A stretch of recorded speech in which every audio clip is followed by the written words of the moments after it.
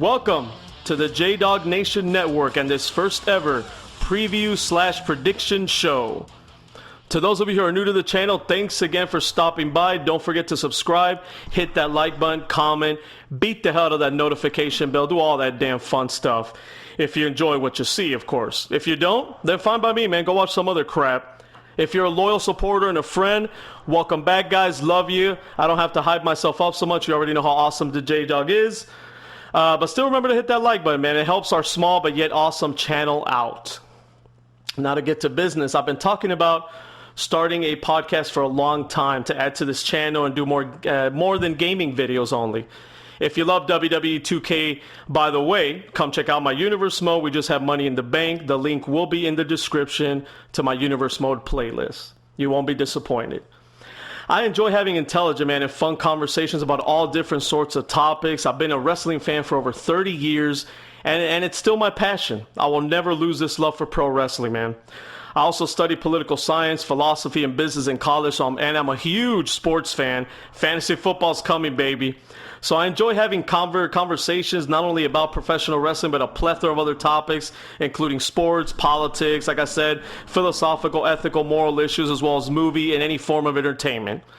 So I said, you know what, why wait any longer, man? I said, fuck it. Let's start this unofficial, quote-unquote, first podcast and talk a little bit about this upcoming SummerSlam weekend, including NXT Takeover on Saturday and SummerSlam on Sunday. So without further ado, let me introduce you to the person who will be joining me here today for this preview prediction show, the man, the myth, the legend, and my favorite WWE 2K19 commentator on YouTube.com.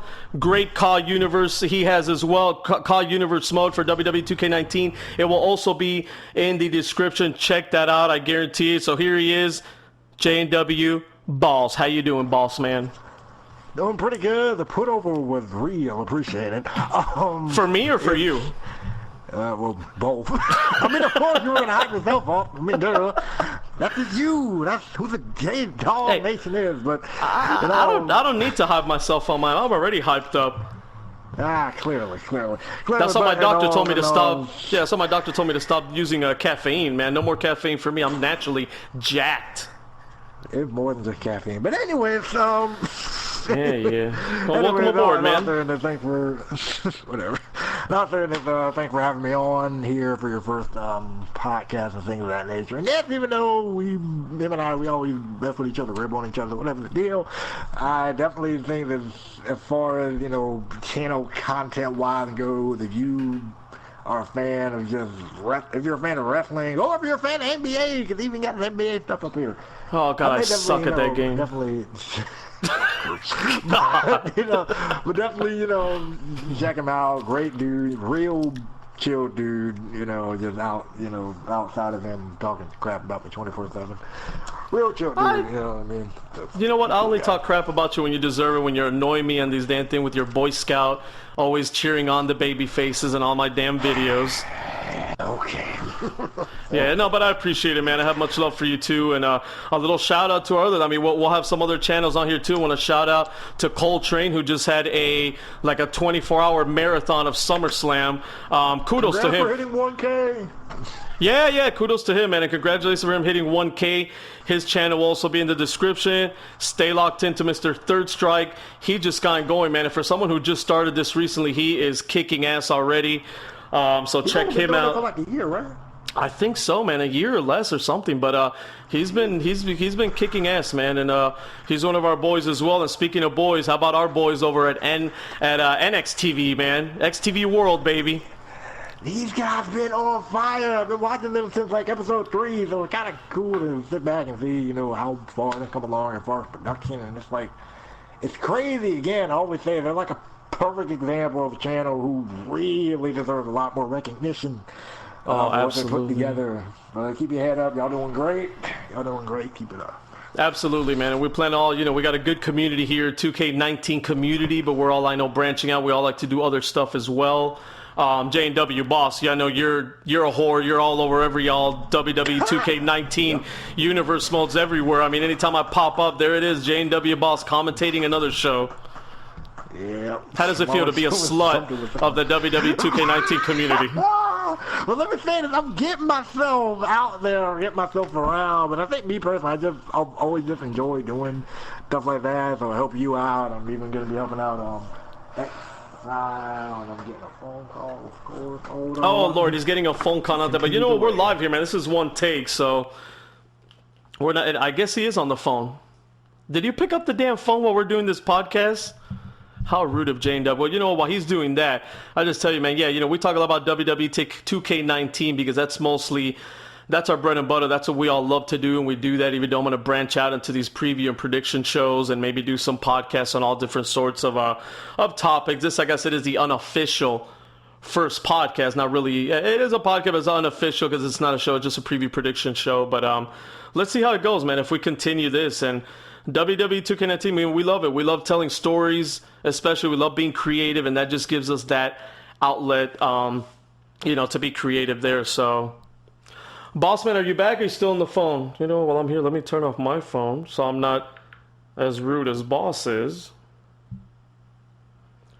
There we go. And if you guys want, man, leave your questions, comments, concerns, feedback, anything on this video in the comments section. I take all kind of comments, man. Good, bad, and ugly. I really don't care. You know, give me your feedback. Like I said, I love having the conversation, man. I think we should have a lot more conversations instead of just rants and raves all the time, or the kissing ass that we see in the community of WWE. Either one, man. You're either one extreme or the other. So, give me 1 second. Let me get JNW back here, man. Jesus Christ. Okay, so here we go. We're back. Bossman, are you off the damn phone finally? Yeah, I'm good. Of course, I always get phone calls in the middle of stuff, but, you know, whatever. Yeah, you know what? Put your phone in another room because you're here now with me and I'm your priority. How about that? Fair enough, I guess. Okay, I guess. All right. Well, let's not waste any more time. We get a little intro. We hyped up the universe modes. I was talking about, when you were on the phone, I was talking about how we enjoy doing 2K19, and that's what we're talking about. All of us love doing universe mode and just being creative, man. I think all of us have that creative juice inside of us, and we like to tell stories inside the match, outside the match. And we'll probably have another podcast, someone else speaking about a lot of those things. I know you have on your channel as well. But what are your quick thoughts about that, about 2K19? You enjoy it, you know? I'm digging 2K19. Again, it's not perfect. I mean, there's like a lot of things that they could add. You know what I'm saying? There were a lot of things like that, if it were, could make telling certain stories a little bit easier to do.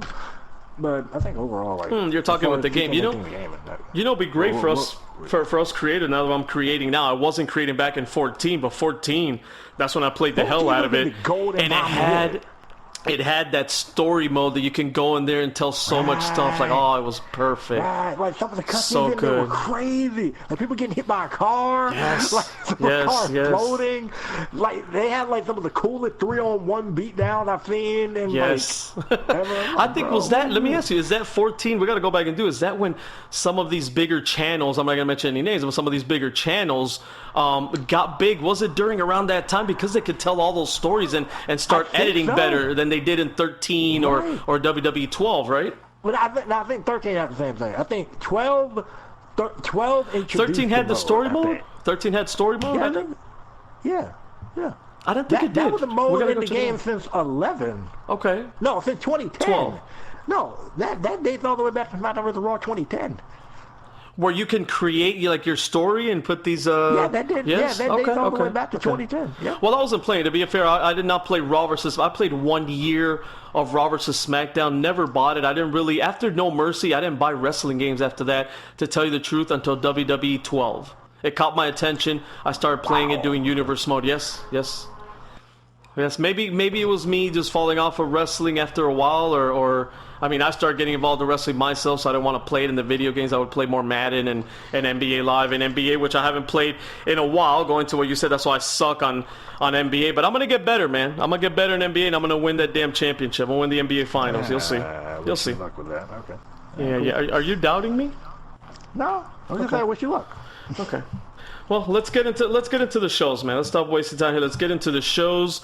It's going to be a fun weekend. It always is, man. We love wrestling. I know a lot of us criticize WWE a lot of fair criticisms, but also when you were on the damn phone, I was talking about how I wanted to have more conversations on here, man. I enjoy having combos with you and other people in the community, but there's so much violence, so much hate, and so much like negativity in the community. And not saying that we need to be positive all the time. We don't need to have rainbows and sunshines and the new day coming out of our ass. Like I know we're probably going to openly criticize some of the things that we're doing right now with what we're talking about. Absolutely, there's going to be criticism, but I feel like I said, there, you could have a conversation and have criticisms and give people props when you have to, and not just be. I find that there's so much just this on either side, man. You either have somebody kissing WWE's ass and you can't say anything wrong about it, and they're the greatest thing since sliced bread, yet they don't watch any NXT, they don't watch AEW, they don't watch anything else. Or you have other people who are just these hardcore, quote-unquote, hardcore fans, smarts, whatever you want to call them, that hate on WWE and they can't do anything right. So and if you like anything about it, you obviously are not a real wrestling fan, or you're just a casual fan. Or if you have an opinion that's unpopular there, they go like, oh, you're just a casual fan. Because I remember that happened to me once. I think I said something positive about Roman Reigns during the time period. Or positive and Roman Reigns were not in the same sentence. So, So I said something about positive about Roman Reigns. I remember someone like trying to bash me and go like, you're obviously just a kid, you don't know nothing about wrestling, whatever the deal. I'm like, first off, I'm like 17, 18 years old. Thank you. And I actually do watch a lot of wrestling. I've watched a lot of wrestling during like TNA's heyday, in like 2006 through 8, stuff like that. And even their dying days of 2011, 2012. Yeah. Lucha Underground, all that stuff. And I know now you've been watching AEW because we've talked about it. You watch some AEW, so I think you've seen a little bit of New Japan here and there as well. So man, we all at the end of the day, if you're a fan of professional wrestling or pro wrestling, I mean, you just want to see good wrestling and good stories and stuff like that. And that's why we criticize WWE in a lot of things, rightfully so. But not this over the top. And some people do it. Hey, look, it works for them. They get hundreds of thousands of views. They get hundreds. So, hey, if that's your business model and it works for you, you got money in your pocket, kudos to you. That's not me. I'm not going to sit here and just be this over the top critical guy. I can sit here, God damn it, fuck Vince McMahon and screw Roman Reigns and I hope he goes to hell and John Cena's I could do that. I could pull it off, boss. I could pull it off. And it would be entertaining to watch. I could pull it off, just like I could sit here and I could shit on all these indie marks with their spot fest and Young Bucks and their spot fest and no ring psychology, and I could go the other way too, and I could do that. One of the only bigger guys there is Ty Dillinger at about 220, 230 pounds, 230 something pounds. There you go, a bunch of vanilla midgets, and I could do that too, man. If I want to do that and grab these subs, I'll do that too. I'll pull it off, and I'm sure that I can. But you're not gonna get that here, man. We're gonna have some real talk. We're just gonna have some fun, have a conversation. So let's start here, man. You want to start with NXT Takeover? I think that's a good way to start, and then we'll go into SummerSlam. Cool. Yeah, that would make sense. Yeah, I mean, since it's coming on the night before anyway. So NXT Takeover, we got 5 matches, and NXT Takeover, man, has been just fantastic. I mean, that I'll give it, man. If anybody's going to criticize NXT, I don't know what you've been watching, man. Again, everybody has their own opinion, everybody has their own thing, but NXT has been just fantastic. They always deliver, not that they don't make any mistakes, not that we can't criticize anything, some of the things they do, and I'm actually going to criticize some of the things right now in the show, but NXT overall has been fantastic. What do you think? I think here's the thing with me, because I've actually seen a little bit of like NXT's like their shows, and to be fair,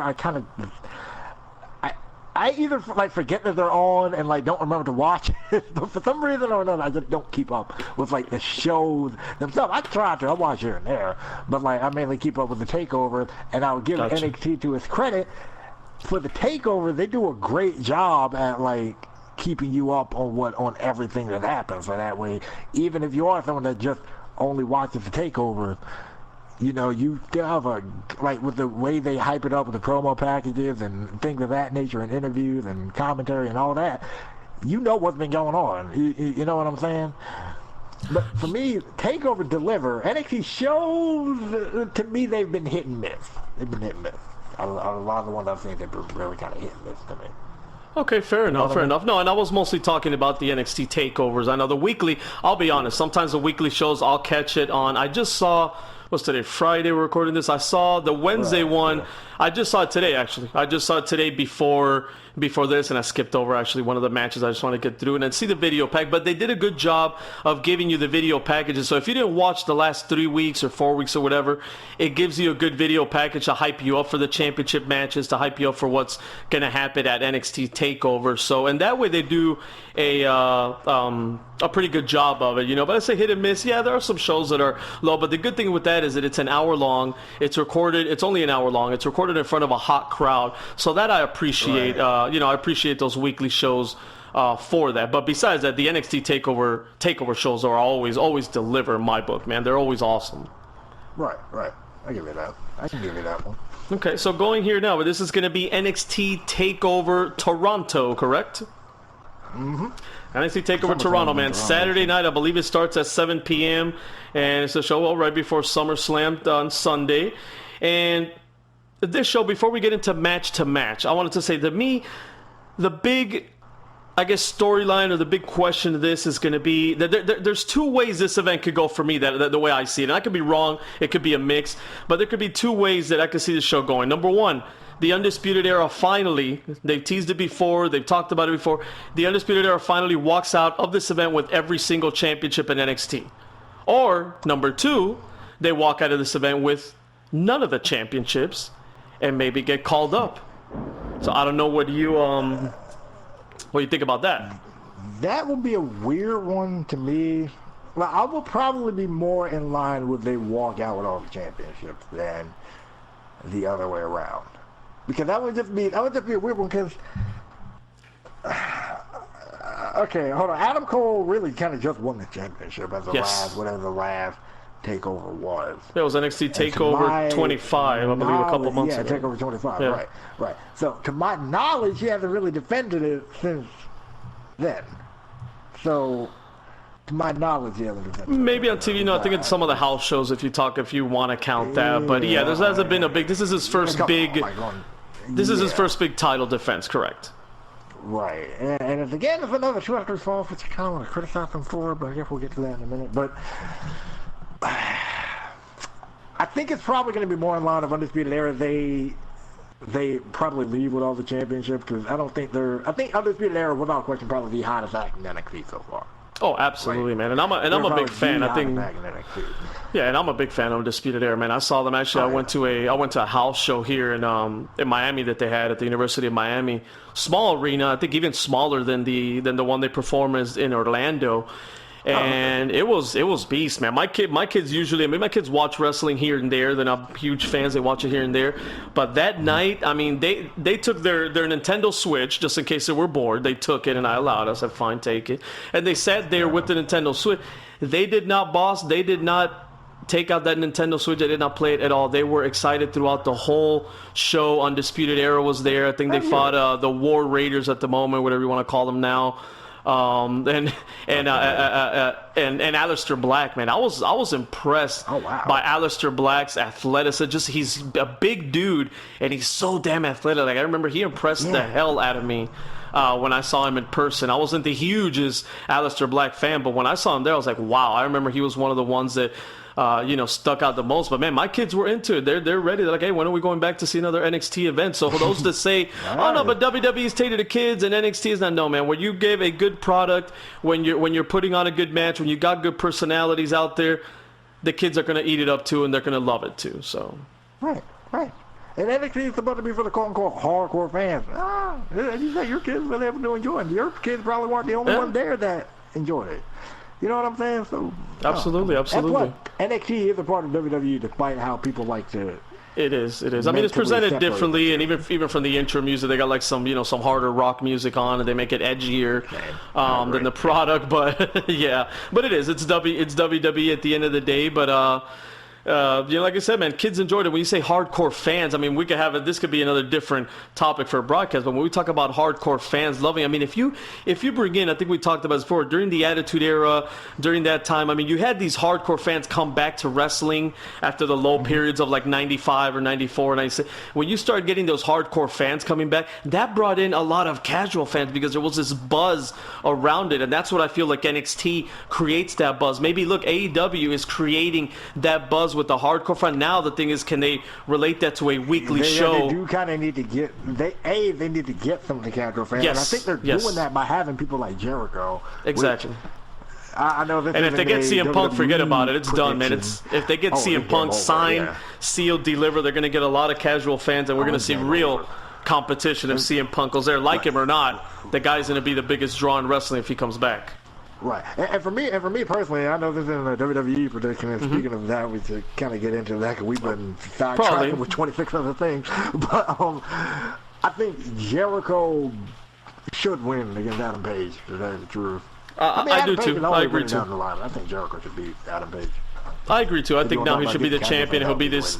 Yeah, I think I agree. Going into into their shows, they're starting in what is it, September, October, right? They're starting on TV. I think the TV show starts in October. In October, okay. So their TV show starts. Yeah, I think going into that, if Jericho's champion, I'm down with that. I think it's the right move to do, and then he passes it on to a younger Page or anybody else who takes the title from him. So I agree. So we're getting sidetracked with AEW. Let's get back to this. Well, we do that a lot, but anyway, the show, it started off with that. I'm with you. I think Undisputed Era, the more likely that they walk out with all the championships. And sometimes we talk about the predictability thing too, and that could be another topic, so we'll try to stay on topic, but I don't think predictability is bad. So if they're teasing that all the Undisputed Era is going to walk out with it, and they actually do, I think NXT does a great job to present predictability in an exciting manner, where you're still excited about it, and you still question, man, I think this is going to happen, but is it really going to happen? And they do a great job of that. So I do, man. I think, that's going to go into my predictions now, but that's going to, I do think Undisputed Era maybe walks out with all the championships and they stay there for a little longer. We'll talk about the Gargano thing when we get into that. Let me go over the matches then here real quick. Let's pull up the matches. And you know what we're going to do, boss? I'm going to keep track here. We're going to do our predictions. I'm going to write down what we do, and then maybe we'll do a little at the end of some predictions and previews. Maybe we'll do it the whole year or after this one, and maybe we'll give a prize to each one or a punishment to each one. How about that? I can rock with that. Okay. So for now, we won't get into that now because that'll take us like another half hour to say. But I'll keep track of our predictions here, and I'll write it down, and then we'll see after. We might do a review show. How does that sound? We'll do a review show next week, and we'll go over what we saw, and then we'll go over our predictions, see who came out on top, if anybody. Maybe we agree on all of them. Who knows? Let's see. True. So here we go. Let's start it off. You want to start? Let's start off from the bottom of the card. We'll start off with about Candice LeRae and Io Shirai. Did I say that correctly? Yeah, that's correct. Okay. If you want to go ahead and start off, give me your prediction. What do you think about that real quick? Well, personally, I didn't even know they were feuding, to tell you the complete truth. Oh, you haven't. That's right. You haven't been keeping track. Well, let me keep you up to date in a little bit because I've been paying a little bit. I know Io Shirai was a babyface along with Candice LeRae. I know her buddy was, I think, Kairi Sane. Kairi Sane moved up. Kairi Sane moved up. Was Kairi Sane someone else? Or was it just those two? No, it was them two there, and they were battling like the 4 horsewomen, well, the 3 horsewomen with Shayna Baszler and her buddies, and what Mia Yim called them, her bitches, I guess. But so to make the long story short, Io Shirai had a championship match. I believe it was a cage match against Shayna Baszler for the title, on NXT TV, because she didn't beat her, and then I think Candice LeRae came out to help her out. Shayna Baszler still won that match, I believe. Was it by? No, she won by submission at NXT Takeover. So she won that cage match, and after the cage, Io Shirai just went total heel. She went off on Candice LeRae and beat the crap out of her. So after that, now they got that set up. The match that we're having now. Now Io Shirai is I would say, full-blown heel, I guess, or going to heel, yeah. Why? What? That just sounds weird to me. Yeah, she kind of went off her, and Mauro Ronaldo kind of said, he's like, oh my God, like I know she's, take out her anger on the horsewomen, but why is she turning on Candice LeRae? And it was kind of a point of like she was so frustrated by not being able to beat Shayna that she just took it out on Candice. So it was I don't know, maybe a little lazy booking. We could be wrong, maybe since we haven't been paying attention every week, but I remember that's how that went down. And anyway, let's not spend too much time on that match. Because they haven't. That's a weird one. It is. I think it's still going to be a good match. They're both good competitors. It's going to be a good match. It's going to be good, yeah. But as far as who can win, probably Io. And my thing is like how they follow up with EO's turning heel, quote unquote. Now this could lead into the next match, and I'll give you my thinking of the next time. We'll go into the NXT Women's Championship, but I think Io Shirai wins this match either straight up or maybe she just gets disqualified. Maybe she beats the hell out of Candice LeRae, loses her shit again, and gets disqualified. So Candice wins by DQ, but Io still looks good in that match, and still. I could definitely see them doing that too. Okay, so that leads into the next match. Let's just go. Okay, so let's pick a winner then. You got I'll go with Io Shirai. Okay, so we both got Io for that one. Okay, both got Io then. So no disqualification. Even though disqualification I think might happen, I think they put her over strong and she pins Candice LeRae. So that goes into our next match in the NXT Women's Championship with Shayna Baszler versus Mia Yim. And here's my thinking why I say that could play into this match. We have seen takeover after takeover, everybody, this is the time where Shayna's going to drop it. This is the time where Shayna's going to drop it. She's going to move up to the main roster. Yeah. I'm hesitant to say that here again, but I think I'm falling into that trap because of how they're positioning Io Shirai in a heel. I don't think a heel Io Shirai is going to get a rematch and take the title from a heel Shayna Baszler. So I'm going to go out on a limb. I'm going to say that this finally is the time she loses it. I say Mia Yim wins it, but she is a transitional champion and then loses it to Io Shirai maybe in the NXT TakeOver. I'm in a different mindset of that one, actually. Perfect. Go ahead. That's what I like. Shayna wins, but because Io attacks Mia Yim. Here's why I say that. Because, seeing that she snapped on Candice, who didn't do a dang thing to her, and Mia Yim, who's been kind of close with... That's the person who I'm thinking about when I was saying who was pretty close with Io and Kyrie. Mia? But, yeah, it was Mia Yim. Okay. The head bitch in charge, right? I know they can't say it on there, but that's what, yeah. But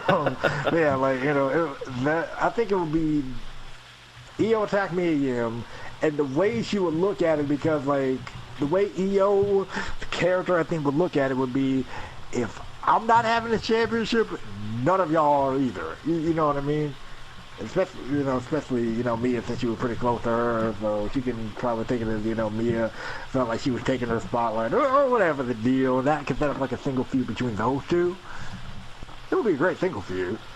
I like that, man. And then you keep the title on. Maybe they keep Shayna Baszler there for a while until Ronda Rousey decides to come back, and then they move her to the main roster, either to side with Ronda or maybe set up a possible future WrestleMania match between Baszler and Ronda Rousey, which I am all down for. I'll be down with that. I'm really high on Baszler, man. Gonna be the one to take the belt for her, by the way. Who? Candice LeRae. That would be good. That'd be the underdog, kind of the underdog fan favorite taking it from her. I could see that as well. So then that could maybe switch it up. You have Baszler win, like you said, and you set up Yim and Io Shirai and have them feud, and then you have Shayna Baszler eventually losing it to Candice LeRae, who just doesn't get a loss here. She just wins by DQ. So it could be. So for right now, the picks I have Io Shirai and I have actually Yim. I'm going to stay with that. I'm going to say that she beats her. And then they go with that. They pull the trigger on that, and maybe she gets moved up. I'm probably going to be wrong, and then you have Shirai and you have Shayna Baszler, correct? Correct. Okay, so let's move on to the next match. The NXT Tag Team Championship on the line, man. The Street Profits, who just won it as well. Just like I said, Adam Cole had just won it. Street Profits just won it at NXT TakeOver 25, and they're going to take on the Undisputed Era. I'll let you go first because you kind of know my prediction. I think they're all going to walk out with the belts, so that is an interesting case here. I was thinking the same thing. I mean, seeing that they've been doing all the stuff with the Street Profits on the main roster, having them just show up and everything, I wouldn't be surprised if they start, debuting after SummerSlam. So you talk about the Street Profits, right? Yeah. They start debuting them on the main roster after SummerSlam. So they're gonna kind of do like what they did with the War Raiders. Remember how they had the War Raiders show up on NXT, and then not too long while they were still champion on NXT, they showed up on the main roster, and then not too long after they showed up on the main roster, they lost the belts or whatever. That's probably what they're going to do here with the Street Profits. The War Raiders never lost the belts. They just forfeited the belts. They gave them up because they went to the main roster. But I think here, actually, the Undisputed Era beats the Street Profits, which I love the Street Profits, man. I don't want them to lose, but if it's going to mean them moving on, I mean, and I hope to God that they don't do them dirty when they get to the main roster, for a lack of a better word, because we've seen a lot, and we could get into that, but we're not right now. But we can see how they've done guys like Bobby Roode and all these other guys when they move up, and a lot of the tag teams, man, Enzo and Cass, whatever you think of them, American Alpha, all these teams breaking them up, not really giving it their revival, So I really hope the Street Profits are awesome, man. They got so much charisma. They're great in the ring. I mean, they're over with the crowd. I think they're even funny backstage on Raw, so I wouldn't mind seeing them, maybe, like you said, lose the titles. They're already appearing backstage, but maybe they get attacked by somebody. They get into a physical altercation with someone backstage. With the who? Feud them, turn the Usos heel again, because their face grabbing and working. Turn the Usos there heel, you go. feud them with them. Oh, beautiful, done. They get in a fight in the back, and then boom, that's how Street Profits make their main card. On Raw or SmackDown, they made their main roster debut. Right. Then again, start feuding with the Usos. I'm all for that, man. And then you put the Street Profits over, because the Usos don't need to win that feud, man. I'm huge on the Street. I'm a big Undisputed Era fan, but I'm really big on Street Profits. But I think we both then have Undisputed Era here winning the tag team titles, correct? Yeah. Okay, so let me make a Undisputed UE winning the tag titles. So we both got them. Mm-hmm. So right now we just got one different prediction here. Okay. And let's just move on, man. We could go forever here. Triple threat match for the NXT North American Championship. Velveteen Dream, the champion, defending against Pete Dunne and Roderick Strong. Okay. One of these things not like the other. Pete Dunne. He's just there. I think Pete Dunne goes up there to take the ball, personally. I agree with you 100%. Even though Pete Dunne is awesome. Pete Dunne is awesome. But here, this is to protect Velveteen Dream, correct? This is to protect Velveteen Dream and maybe make Roderick Strong. If we're going the whole theme that it's kind of easy to make the prediction now, because we all predicted the Undisputed Era is going to win all the championships. Right. So it's Roderick Strong. Although, like I said, NXT, man, anything could happen. I could see him losing all of them, or I really don't see a mix. I really don't see like them winning the tag titles and then, let's say, Velveteen Dream retaining and then Adam Cole winning. I don't see that, you know? I don't see that. So it would really depend. And Roderick Strong, he's literally the only one that does well right now. Is literally Roderick Strong hasn't won a championship, has he? He has not. So he won the tag team belts. He was tag team champion with by default. Filing in for Bobby Fish, but by default. As far as the championship of his own, I think this is going to be a time he's going to probably pin Pete Dunne to do it.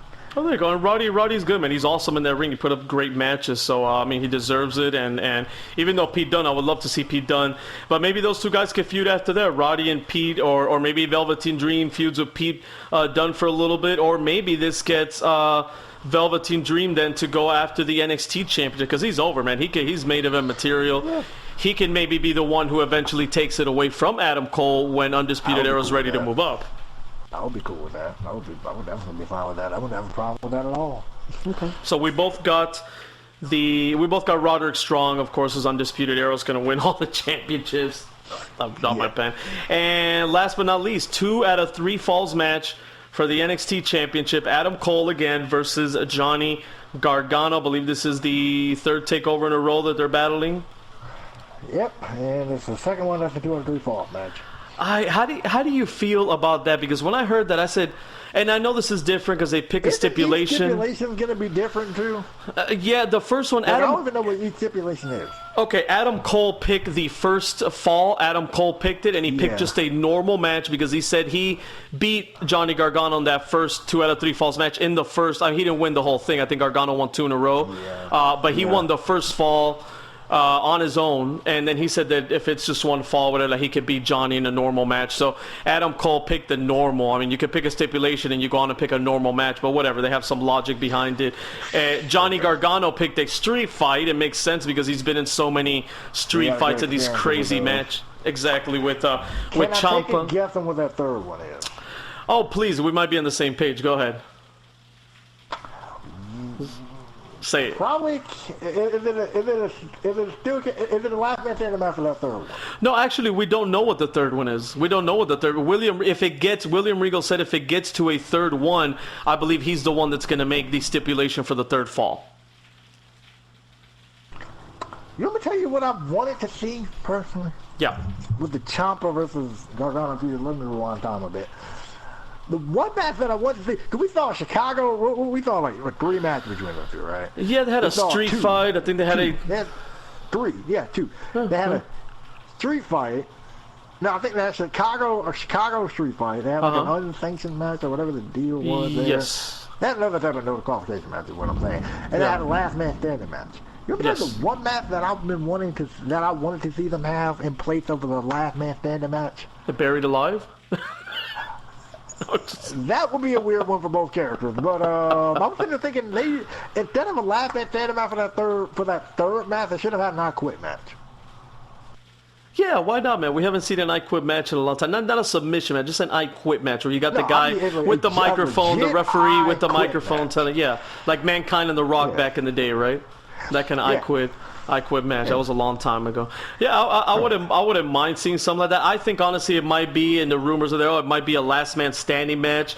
They could pull a swerve and throw in a ladder, make it a ladder match. I don't know. It'll be interesting. And again, I know NXT does great things, but like I said, I was gonna criticize some of the things. I don't know why you would have a 2 out of 3 falls match when you already had a 2 out of 3 falls match. Even if you have stipulation, I would have made it, hey, you guys want to fight, especially Adam Cole made this personal. He went to Gargano's, like on his victory tour, he went to Gargano's hometown and all these things. So I would have made it, hey, last man standing. One of us is going to be left standing, as champion. The other one's going to be laid out. So I would have maybe just made it a straight up last man standing match. Or like you said, an I Quit match. You could have played that on that, he was going to make him tap out. Because the problem is they make Johnny Gargano look like a dunce sometimes in some of these situations, to tell you the truth. They made Johnny Gargano look like a straight idiot in some of these matches. Oh. So, they did. I personally think they did during some of his matches with Ciampa. They made him look like an idiot. Yes, I get storytelling, whatever, but come on, they made him look like an idiot sometimes. Well, their first match that they fought, I think he won that, and I think he made him tap out to when he had the. He did. I'm talking about whenever they fought when Ciampa was the champion. That's what I'm talking about. That's mainly the match that I'm referring to. Okay. So yeah, have it be an I Quit match, and plus, I wouldn't even have the ref do it. I would have remember how like in some of the I Quit matches, the wrestler would grab the microphone or whatever, they would just start talking junk and try to get their opponent to quit.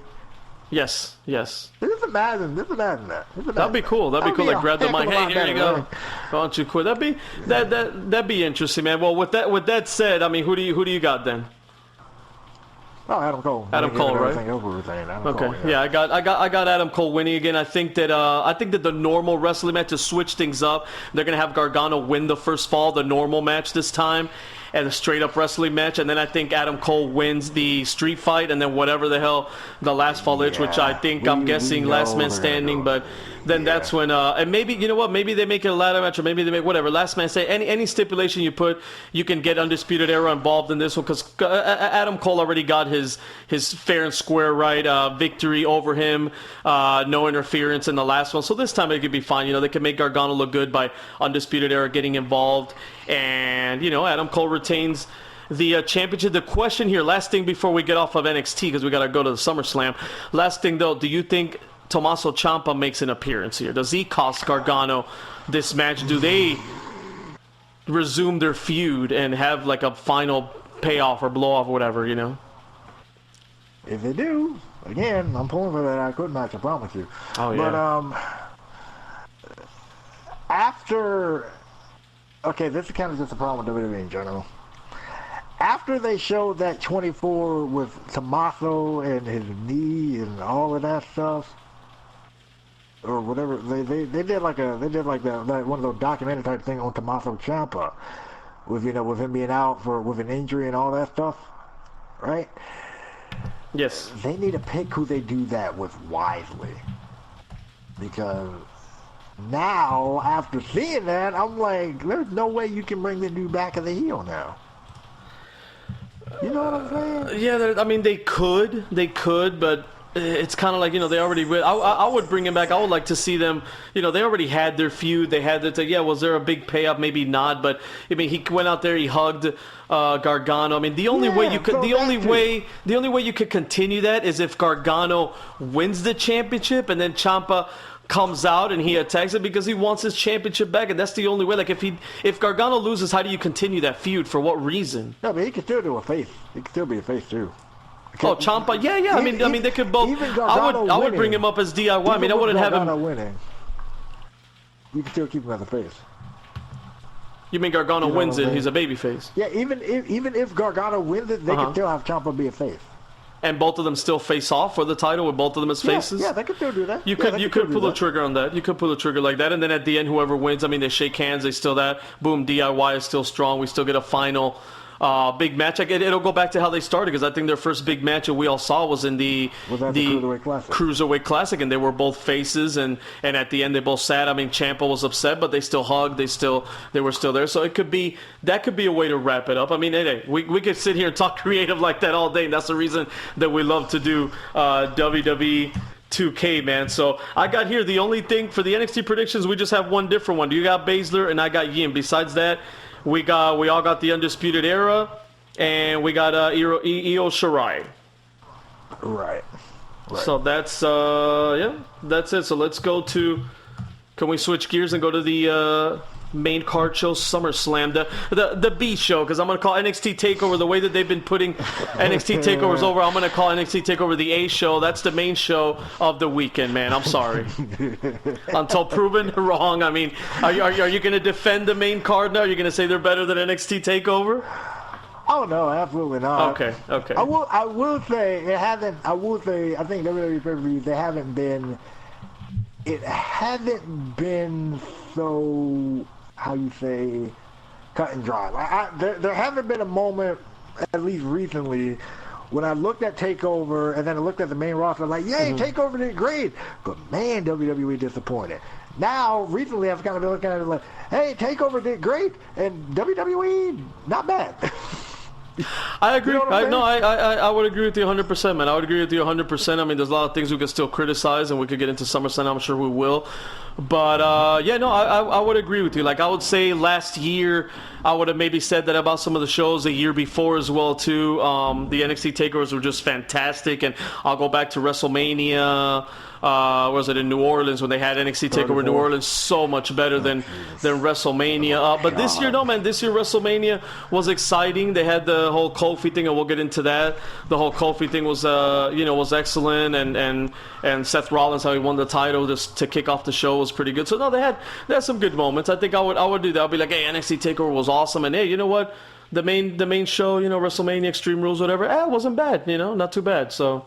Yeah, even though their weekly shows still suck, it's hard for me to sit there through a Raw, but the pay-per-views have not been, I'll give it to them, the pay-per-views have not been really bad, and especially when they don't build it up for some reason, we get a better show when they don't do build, so I don't know.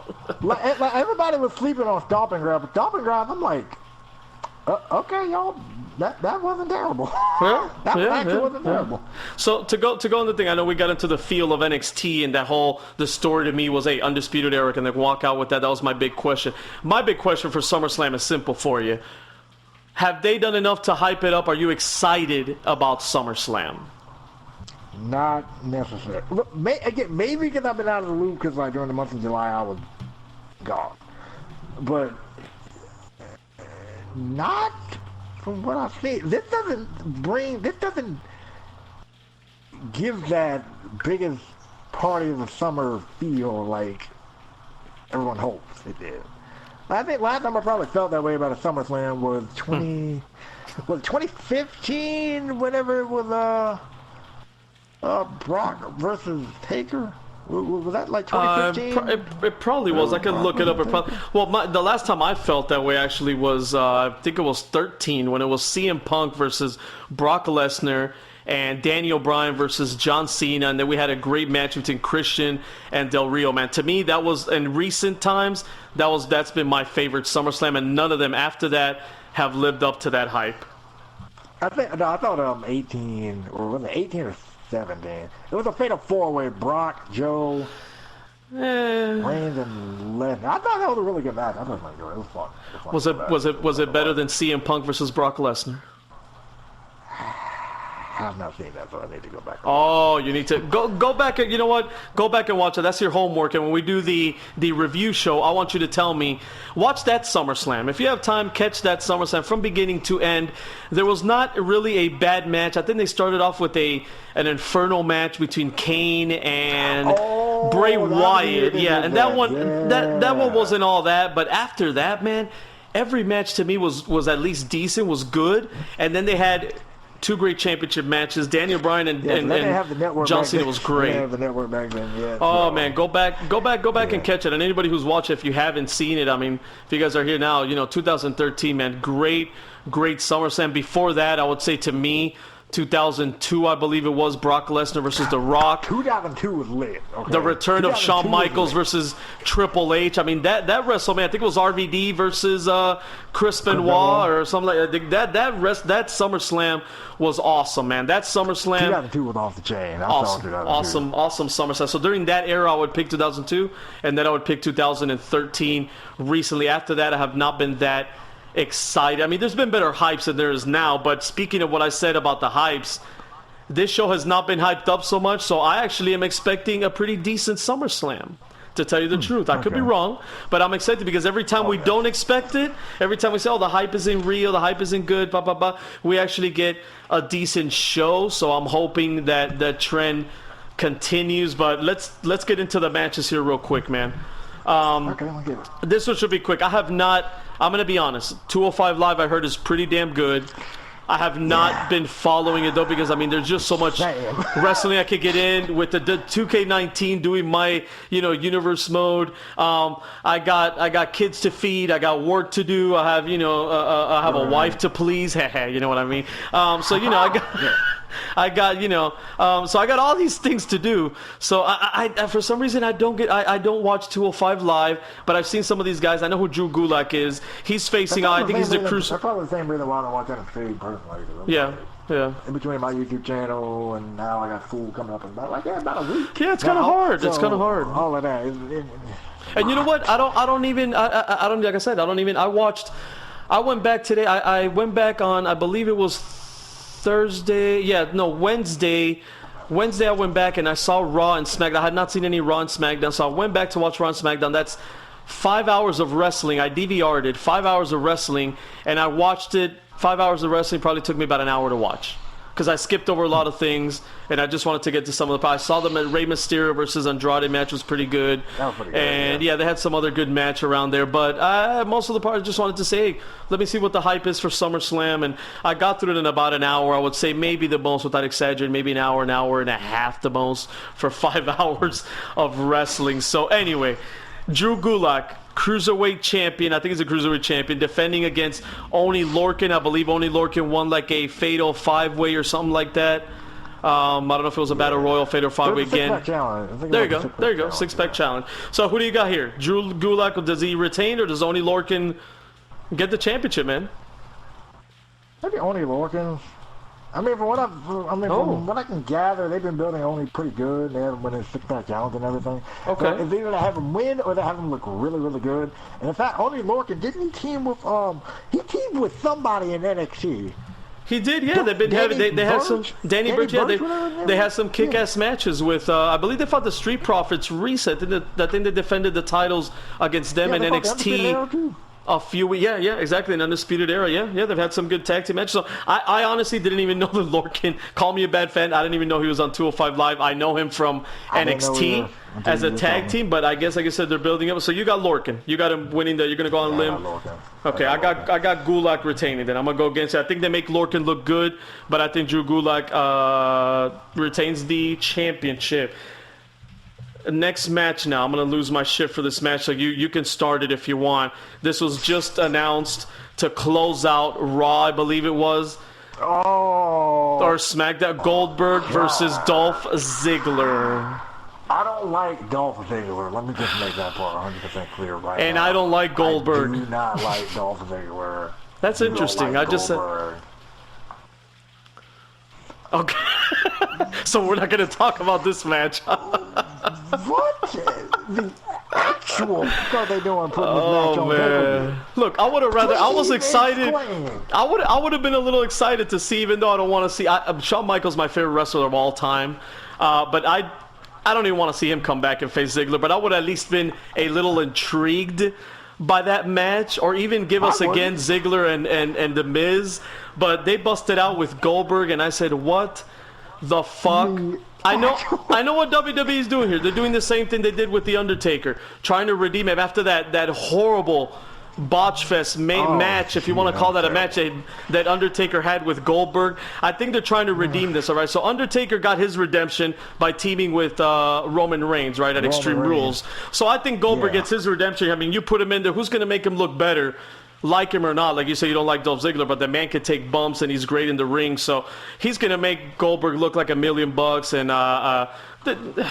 it's just horrible, man. I'm not a fan of. You know what? I had this conversation with Third Strike the other day.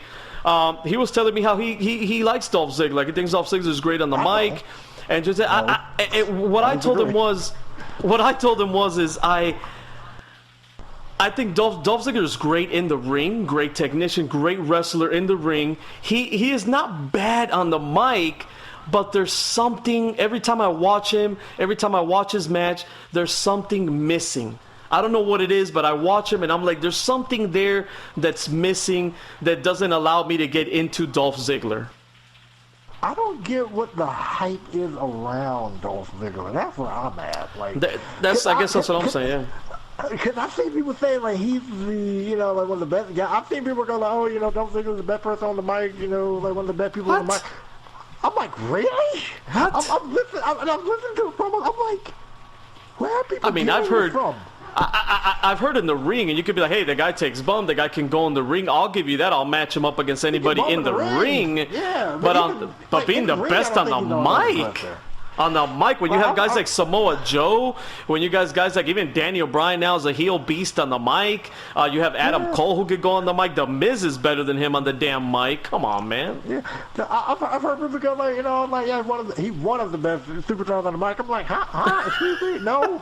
Then in ring, I still don't think he's all that in the ring. He can sell good. I'll give him that. Yeah, but even in the ring, I don't think he's all that. And he's never had, you know what? A wrestler is good. You also have to have a good finishing move.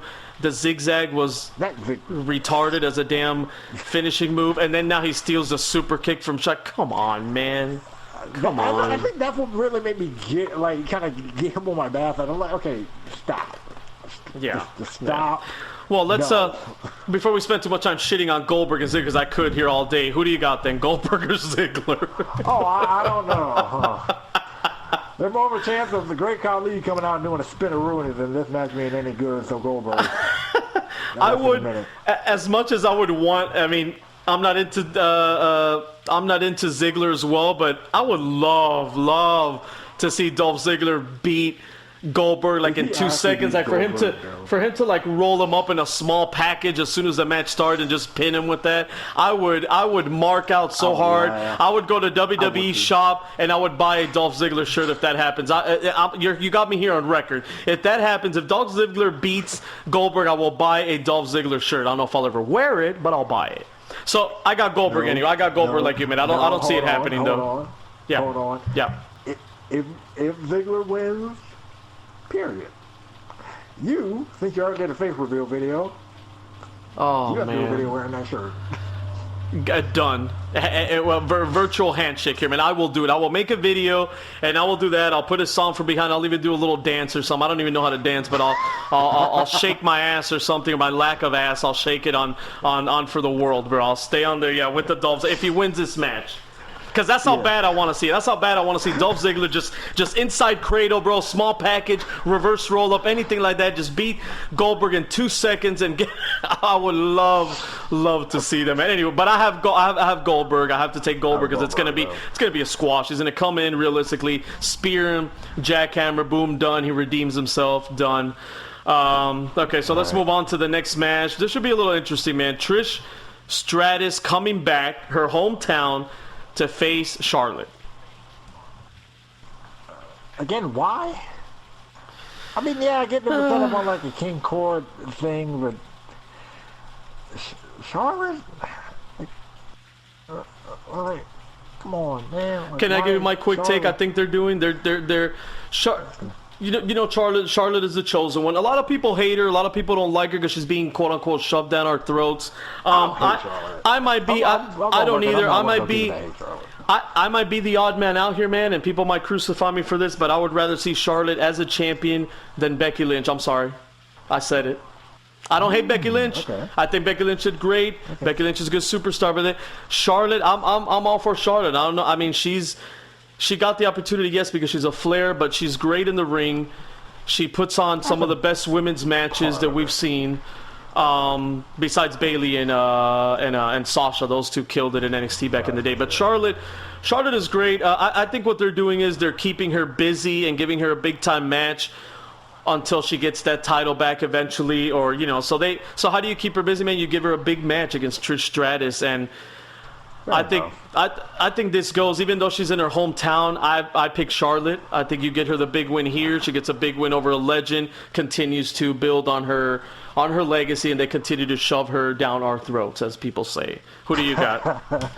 Who do you got? I go with Charlotte too, and I guess I'll go with Charlotte too, personally. But really, no Trish. Cool, oh no.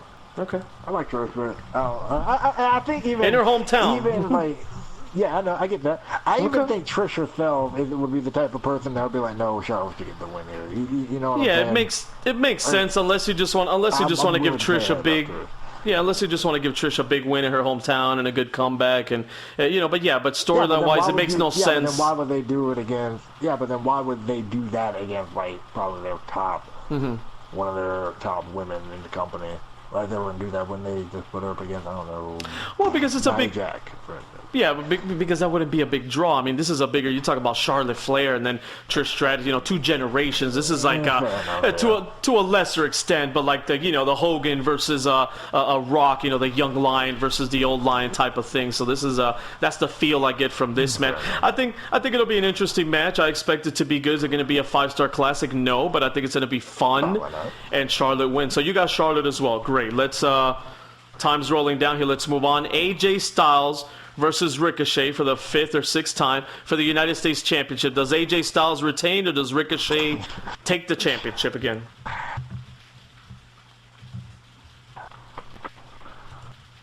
Oh. Hello, you're still there? I think you're getting cut off, boss. Hello? I kind of want to go back to... You're getting... Boss, can you hear me? You're getting a little cut off, buddy. I can hear you. Yeah, I can barely hear you. You're getting cut off. Okay. Hold on, we're trying to get boss's mic fixed here. Are we good? Can you hear me? I can hear you better, but you still sound like you're underwater. Yeah, you were kind of cutting out yourself earlier. Yeah. Well, the weather's not too good around here either. I don't know about your place, but yeah, because I heard it thundering a little bit or something.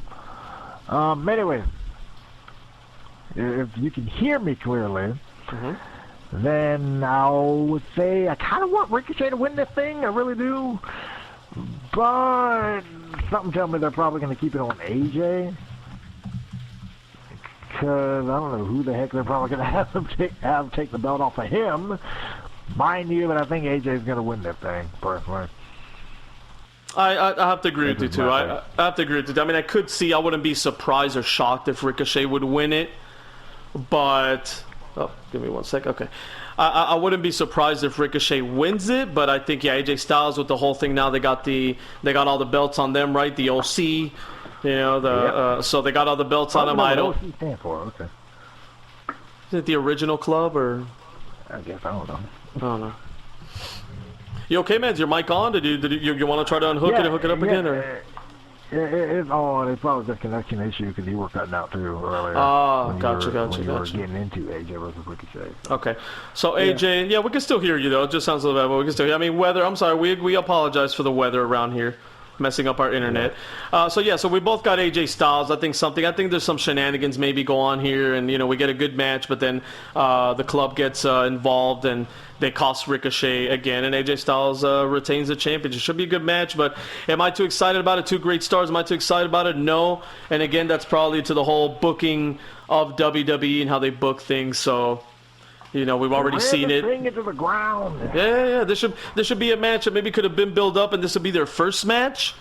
And maybe AJ takes the title now, or AJ would have been champion and Ricochet. So many ways they could have gone around this to have it hyped up and build up.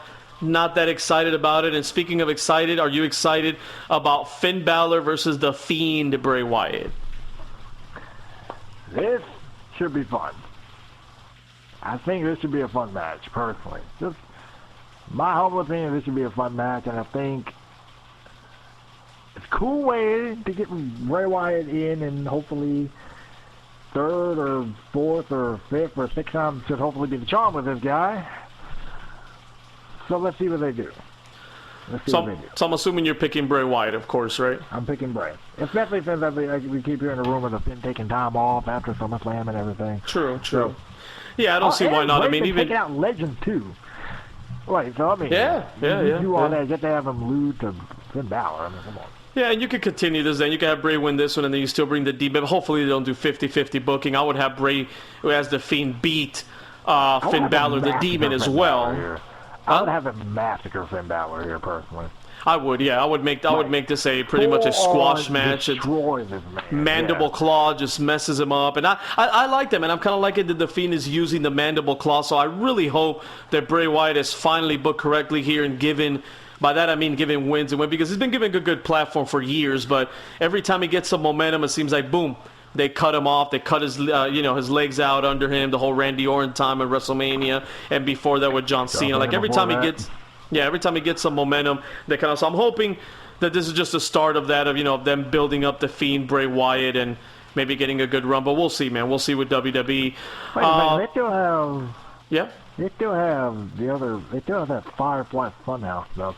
I wonder if they're going to kind of do like maybe the split personality thing. Like maybe he beats Finn Balor, but then before he gets into a next feud, we see a segment of Firefly Funhouse when he, go like, yeah, that'll, yeah, it's like he could be like, sorry, I mean, don't worry, the Fiend was here to protect us at SummerSlam, and protect us he did from that evil demon Finn Balor. And then do the boo sound effects from Finn Balor. Well, I think this would have been headed. Haven't they had? I think they had a Firefly Funhouse. I believe this last week, either on Smackdown or Raw that I saw. I think they still are having it. They're kind of doing both things, yeah. I believe it is, unless that was just Smurf's universe mode, because I think he's doing it too. So I don't know. I could be confused now. Now I'm living on alternate universes here. Probably. Give me 1 second. Let me see if we can get this. Yeah, they did. Let me see if we can get this fixed, boss. Hold on. Okay. Hold on.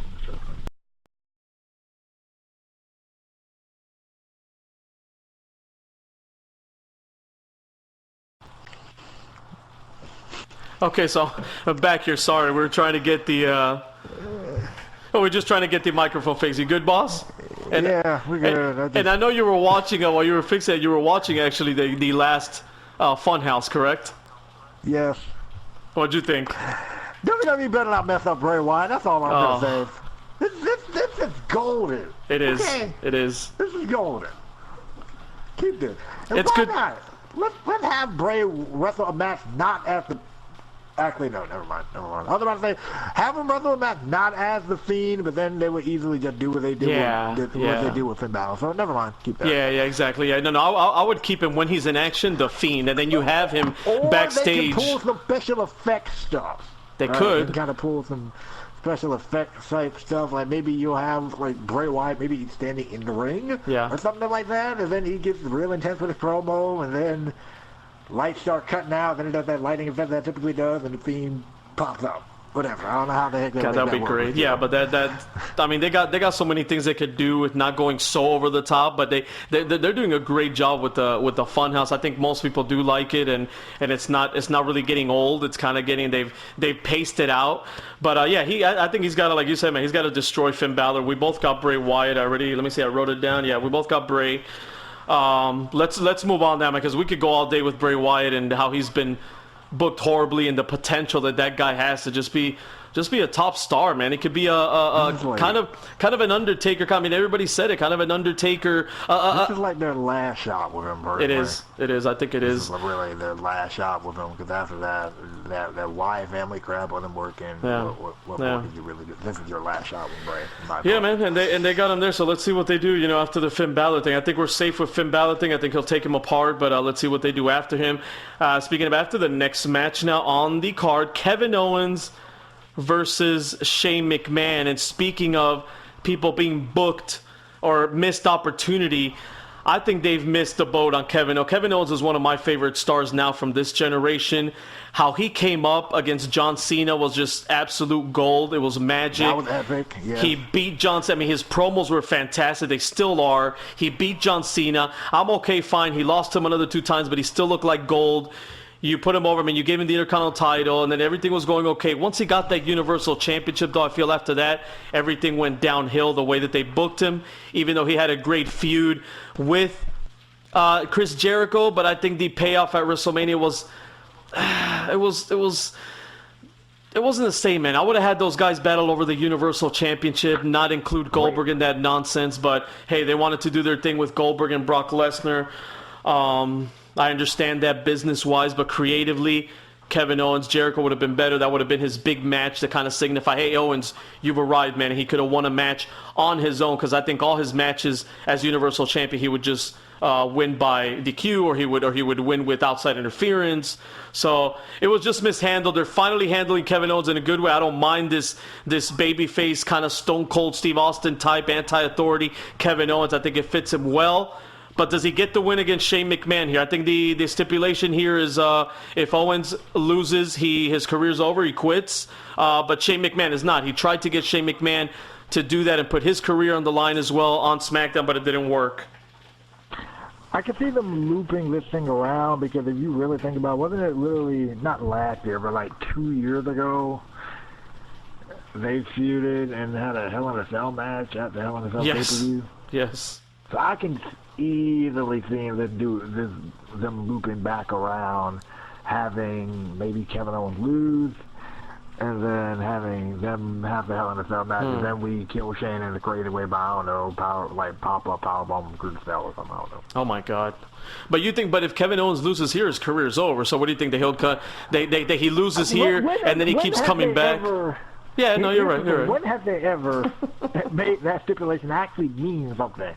They said John Cena was going to be fired. He got quote-unquote fired, but then kept coming back in his ring gear and everything. I mean, come on. No, absolutely, yeah. So you could have Kevin Owens lose here. Shane McMahon still continues his. I mean, he is, whether we like him or not, he's one of the biggest heels in the company now. I don't know if he's getting that actual heat, or he's getting get off my TV heat, like they say. I think he's getting more than that. He's getting some of that as well. So I mean, do you just end it here? Do you have Kevin Owens win and just put out Shane McMahon and then continue? But no, I think actually storyline wise. Again, Kevin Owens is one of my favorite. I would like to see him win, but storyline-wise, I think it makes sense for Shane to win. Kevin Owens continue to struggle, be that anti-authority figure, and then maybe have that payoff later on. So I have Shane McMahon winning this match. I have Kevin Owens winning this match. Oh, okay. Because of a later prediction that I've been thinking about. Oh, all right. So we'll get to that after. Hold on, let me right here then. So you got Owens, and I have Shane. Even though I am a big Kevin Owens fan, I just think storyline-wise, Kevin Owens popping out of nowhere, he's not even working here, and that'll make him a bigger anti-authority thing. But I'm curious to hear. I'm curious to hear what you got to say. So. Give me a second. Let's try to fix this thing again. Jesus Christ. Hold on. Okay, so it looks like we fixed the mic again. You there, boss? Yes. Hopefully it'll be the last time we have to do this. Okay, perfect. So covered up. I got Shane McMahon unwillingly, and you got Kevin Owens. Kevin Owens. And I'm curious to hear that. So next match on the card, SmackDown Women's Championship, Bayley versus Ember Moon, who I'm very high on, man. What do you think? I've always liked Ember Moon. Problem is they haven't really done much of anything with her. Mm-hmm. So, unfortunately, I got to say Bayley here, but I'll be surprised if Ember Moon takes it either. So, but my main pick is Bayley. So you're going to take Bayley. Yeah, I mean, I could see WWE does this a lot. I mean, they don't build somebody up, and then all of a sudden, boom, they build them up a couple of weeks before a pay-per-view, and then they give him the championship. I want to take Bayley like you, but you know what? I'm going to go on a limb, and I'm going to say, you know what? They're going to give Ember Moon the championship. I think Sasha Banks comes back and costs Bayley the championship. How about that? And then they finally kick off that feud. So I'm going to take Moon. I'm going to go on a limb just so we could get some different picks here as well. And I've seen WWE do this so many times, man. They just build somebody up and boom, there you go. So I'll pick Ember Moon. Hello. Hello? I'm living on that whole Sasha situation, so. Hello? Boss is getting cut off again, man. I apologize for this technical difficulty. Hopefully we can get this solved for the future. But Boss, you still there, buddy? Yes. Yes. Okay. To beat the garbage, but yes. Yeah, I could hear you, but you're still a little sound lost. But you know what? Let's push through, buddy. Let's push through. Next match: Kofi Kingston versus Randy Orton for the WWE Championship. Cool match. I like the history, and they've kind of been playing up on that a little bit, personally. So this should be fun. This should be a good match, especially since Randy Orton kind of got his, ego hopefully checked at the door for this. I kind of want to see a spot where he RKOs Kofi and calls him stupid. That would be fantastic. That would be also fantastic. Want to see Kofi get his revenge, hit the Trouble in Paradise, and call him stupid. That would be even more fantastic. Cause they did it once. They did it one time, near Elimination Chamber. But here's kind of why I was saying earlier about Kevin Owens. I think Randy Orton's gonna win this thing. Okay. So you're going with Randy Orton. And plus, because Orton hasn't been doing jack squat, seriously, for the longest time, to tell you the complete truth. He has not. They had him when he turned back heel. They had him on a roller for a while, and then he kind of just fizzled out, quickly just fizzled out. They haven't been doing a lot with him. So you're taking Randy Orton. You think he takes the title, fine for. I mean, everybody's been saying Kofi's gonna lose the title soon. When's he gonna lose it? They didn't think he'd be the champion to carry it this long. I think SummerSlam was around the time period everybody said that I think the initial news was that Shane McMahon was supposed to be taking the championship from him at SummerSlam. Oh my God, can you imagine that? I refuse. Just no. I'm really hoping that Paul Heyman and Eric Bischoff's influence has said, you know what, no. I'll take Randy Orton winning this thing. Why? Because I think his first feud is going to be with Kevin Owens. Oh, that'll be beast. I think I could see my first inclination. My first, I said, as soon as they made this match, I said, that's it. This is the time that Kofi loses the championship. He had his good run. He beat Ziggler. He beat Kevin Owens. They made him a legit. He beat Joe. So they made him a legit champion. He's not just a guy who just won the championship, had that feel good moment at WrestleMania, and then all of a sudden disappears, goes back to just pancakes and all that. No, He's been a legit champion, and I thought, okay, Randy Orton's going to take him here. But the more I looked at it and I saw the preview going into it and the promo package, and I'm thinking, you know what? I think they might keep it on it. I think they might keep it on. He might lose it at SummerSlam. I mean, it's the Survivor Series. He might lose it maybe on TV. I don't know when he's going to lose it and to who. But I see him retaining, man. I see him retaining. I think Randy Orton's going to do the favors here. And I think Kofi, this just solidifies him more, solidifies his run. After this, then, I can see him losing to anybody. After this, I can see him losing. Then they pull the trigger after this. But I'm going with Kofi, man. I'm going with my New Day, and maybe this is me because I enjoy Kofi. I enjoy the New Day, even though his title run has been a lot better than Seth Rollins was. But after WrestleMania, I'll give him that. Kofi's had much better matches against Kevin Owens and Samoa Joe, but it still hasn't been, what you expect from a champion. It hasn't been that kind of run and a Stone Cold run or Rock run or anything like that. But I think they keep it on. I think they keep it on Kofi for now, and then something happens crazy where they take it off. I would actually see, honestly, and this could be another long thing, but I would keep it on him, and we talked about this for a while. I would have maybe Big E or Xavier. I'll say Big E because he's ready, man. Turn on him and then you have them. If you could hold that off to WrestleMania, you have Big E do that, or you have Big E turn on him, win the championship, have Kofi maybe win the Royal Rumble. I mean, there's a lot of different things you could do to get those guys to WrestleMania. Maybe even have a triple threat where Xavier's kind of like that outside guy. He's a tweener kind of guy. Kofi's still the baby face. Or you make Kofi get a big head, and Kofi, I think you said this, Kofi get the big head. Kofi become kind of the heel, and then Big E is the one chasing him. Big E tries to take the championship from a heel Kofi who kind of thinks he's better than the New Day. You could always, people say, well, but the New Day's so great together. You could have this storyline, have a payoff, have that match, and you could still reunite them and have them hug again and throw pancakes after a while and be like, oh my God, I can't believe we did all this. You could always have that. Look at the Shield. Yeah. You were able to put them together. You could pull that. That's what I would do with Kofi's title run, but who knows? Maybe he loses it this Sunday too. Kofi get a little bit of, keep in mind, they have been having Kofi really go at it alone with a lot of these people, which is good at what they should be doing. But if we were going to pull this whole big head thing, now would be the time to do it. Like maybe the New Day. I think we're losing. I think we're losing Boss again. Hold on a second. Let's cut 3 now, right? Hold on. Are we back? We're good? Yeah. Okay. I think I can hear you now. Go ahead. Okay, good. What I was saying about Kofi Kingston before we got cut off again was what they could do is they were going to do this whole big head storyline with Kofi Kingston of Kofi thinking he's better than the New Day and whatever. Now will be the time to do it. Yes. He gotten big wins over Dolph, KO, probably Orton. If he gets this win against Orton, that's it, man. He's out there. He's like, he can start coming out and be like, I'm the greatest champion of all time, and go Muhammad Ali on us, man. Tell us you're the greatest of all the time. And then the New Day kind of like, hey man, what the hell's going? Like he's getting a little too big. He doesn't want to play with pancakes anymore. He doesn't want to do this cereal anymore. Things like that. I would love something like that. He switches up in New Day. He switches up in New Day gear, kind of go back to his Jamaican days of like the black and green. Yeah. Or starts coming out, or starts wearing a suit backstage. Like, yeah, I'm the man, becomes this corporate man, and like something like that. Just play into that. I would love to see that. Kind of weird heel turn that they tried to do with him back in like 2013. That this weird heel turn with the Miz or whatever. It was weird. It was like really weird. Yeah, I don't remember it that much. I'm gonna have to go back and check. We'll talk about that off the air. I gotta go back and see some of that because I don't remember that much. So we got to recap. I got Kofi retaining, and you got Randy Orton winning the championship at SummerSlam. It'll be interesting. So, last 2 matches here, man. We got Becky Lynch, Becky Lynch, against defending her Raw Women's Championship against Natalya in a submission match in her home country. You already have Trish Stratus losing in her home city of Toronto. There, you're going to have Natalya lose in her home country as well.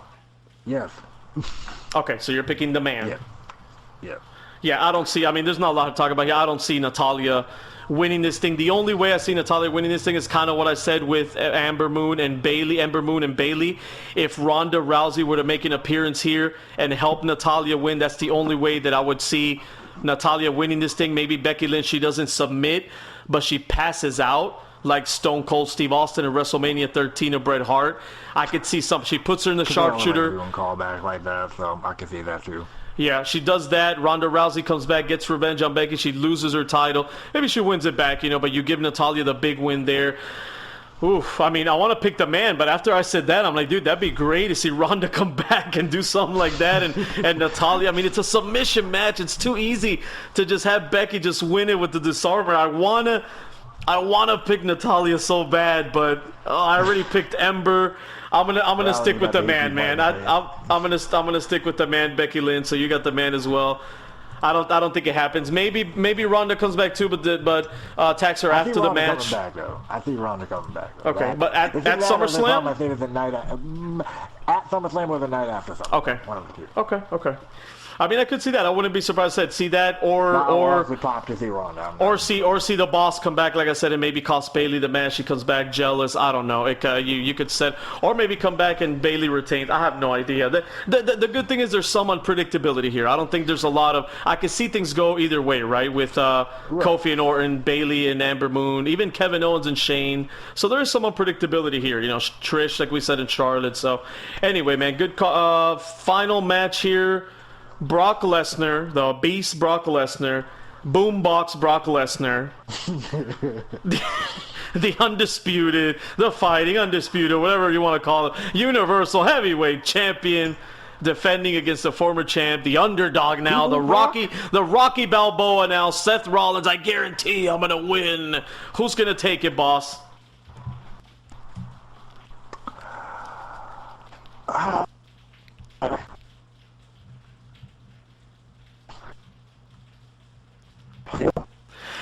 And just like that, we've lost boss again. Let's reset this one more time because we're at the last match. I want to get his take on it. Hold on. You have to hear me? Oh, hello. Hey. Okay, I can hear you. A little background, but let's finish it off, man. Let's do it. What do you think? Who do you got? A part of me was saying Brock because originally when Brock had the Money in the Bank briefcase, a lot of people were saying he was going to hold it off until Smackdown debut on Fox or whatever. Gotcha. But now what I think they're really going to do, seeing that they have him catch in at Extreme Rules of all places, they're going to have him hold it until that 22nd episode of Fox. Mm-hmm. And they're probably going to have him someone beat Brock for it there to really kind of bring the ratings in big time before who do you think beats him there? That's the question. Can't be Roman Reigns. No. God. We've already been kind of talking about how the brand split is dying anyways. Is that the truth? Yeah, and I've read some rumors that they're going to quietly either end that or end. I mean, I heard that they were going to end the wild card rule right after SummerSlam, so I don't know if they're going to, if with the Heyman and whole Bischoff thing, they're gonna maybe reinvent that brand split and kind of put the muscle behind it that they should have, book it properly like it was back in the day when they first did that brand split, or they just do away with it. I mean, the way they've been doing with the Walker, it looks like they're headed down the path of doing away with it. Yeah, and so I think on that 22nd episode, I can see them unifying it with the WWE Championship. That would be good because I mean maybe if that's the case, I could see then Randy Orton winning. I could see Brock winning, and then you have Randy Orton versus Brock because they're big draws. Let's put it that way for the casual fan. Yeah. All the RKO, everybody loves RKO, and then Brock Lesnar's a big name, so that could be for the first episode, like you said, of SmackDown. You got Orton, you got Brock Lesnar, you unify the championships there. You could do that. That's like wild, out of control bookings. I don't think WWE's going to do, but yeah. So you got Brock Lesnar though. You got Brock Lesnar retaining then against Seth. Yes. And plus Seth Reigns wasn't really all that cracked up to be anyway. Yeah. So. For that reason, and it's so sad, man, because I think Seth Rollins is fantastic in the ring, but I don't know if it's his lack of mic work. I feel like the Dolph Ziggler effect, not as much as Dolph Ziggler, but I look at Seth and there's something missing there. Maybe he needs to be a heel again. I don't know. You need to line him with someone else. I don't know what it is, but Seth Rollins has fizzled out. I don't see them putting the championship back on him, even though he's coming in as this big underdog. I mean, nobody beats Brock Lesnar 100%, and this man is going to come in there like 50%, the way that Brock Lesnar has beat the crap out of him. This is kind of reminds me of WrestleMania when Brock beat Roman Reigns, and we all thought that Reigns was going to win that match, but Brock was beating his ass week after week. And usually when you have a guy go over like that week after week, the other guy is the one that wins, or that's traditional booking. But here I feel that we're going to get the same old. I see Brock Lesnar just destroying Seth Rollins. Maybe Seth Rollins puts up a fight to make him look like this big underdog, and he puts up a fight against maybe some near falls, false finishes like Daniel Bryan kind of did at Survivor Series. I kind of see this going that way, like the Survivor Series with Daniel Bryan and Brock Lesnar, and then Brock wins at the end. The what? Fun fact, that match was overrated. You thought that match was overrated? I mean, yeah, I thought the Styles Lesnar match was better the year before, but that match had me going in the way like I thought, oh, this is just a squash match, and Daniel Bryan just coming back, man, and he was making that heel turn, but everybody still got behind him, and that was like that last kind of like, hey, let me get this yes movement out of my system kind of thing, and get the crowd finally had. That's why he was smiling kind of at the end, like, thank you, you beat this good guy out of me. You know, that's how I took it. It didn't get me going until like the last couple of minutes, which is what everyone was working on anyway. Yes, exactly. I'm looking at the match as a whole. I'm like, wasn't that good? Yes, but I guess the emotional 2019 or whatever. Yeah, I would say the roller coaster, like the emotion behind it was there to make it a good match. But I think you're onto something there. That the beginning of that match was like, I mean, it was so. It felt like forever. It felt like he beat the hell out of Daniel Bryan for like an hour before Daniel Bryan came back and did anything. But once he came back, those last few minutes was pretty damn good. So that's interesting, man, because everybody always says a great match. So going back to this, man, we finished off SummerSlam. We both got Brock Lesnar. So there we go, man. That wraps it up. I'm curious to see, man. I want to thank you again, JNW Boss, for joining me, and I'll see you hopefully next week. We can do a review show and go over all our predictions and where we were right, we were wrong, and see where they're headed on. We could talk a little about WWE and where they're heading after SummerSlam. So thanks again for joining us, Jay. No problem at all. Not a problem at all. Boss, man. Hopefully next time the internet works a little better. We apologize for that. But anyway, man, catch you all next time. I hope you all enjoy NXT TakeOver. Hopefully SummerSlam entertains you at least. The main roster gets it right this time. Either way, have a great weekend, everybody, and click on the links in the description. Follow all these WWE 2K19 channels, and we'll catch you next time.